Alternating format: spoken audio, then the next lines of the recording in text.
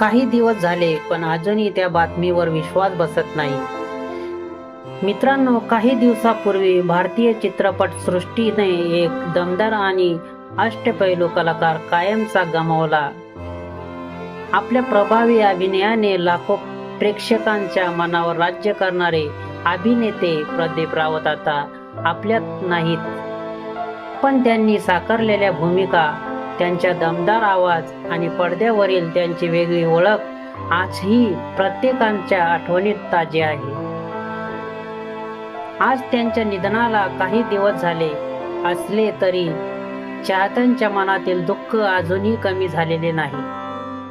म्हणूनच आजच्या व्हिडिओमध्ये आपण प्रदीप रावत यांच्या आयुष्याचा प्रवास, त्यांचा अभिनयाची कारकीर्द आणि त्यांच्या शेवटच्या दिवसाबद्दल जाणून घेणार आहोत।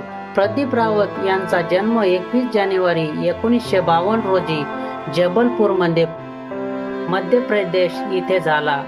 अभिनयाची आवड, कठोर परिश्रम आणि वेगळ्या शैलीमुळे त्यांनी बॉलिवूडसह दक्षिण भारतीय चित्रपटसृष्टीत स्वतःचे खास स्थान निर्माण केले।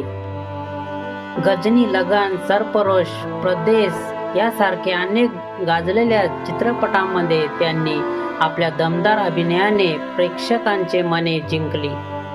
पडद्यावर ते खलनायकाच्या भूमिकेत दिसले, पण त्यांच्या अभिनयामुळे प्रत्येक पात्र जिवंत वाटायचे। मात्र आयुष्याच्या शेवटच्या काळात त्यांची प्रकृती खालावत गेली।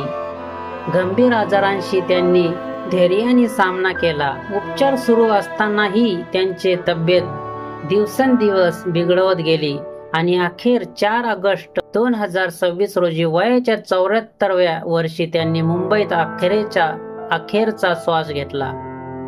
त्यांच्या निधनानंतर संपूर्ण चित्रपट सृष्टी आणि लाखो चाहत्यांनी त्यांना भावपूर्ण श्रद्धांजली अर्पण केली। आज ते आपल्यात नसले तरी त्यांनी साकारलेल्या भूमिका आणि त्यांची कला कायम आपल्या स्मरणात जिवंत राहील। भावपूर्ण श्रद्धांजली। ओम शांती।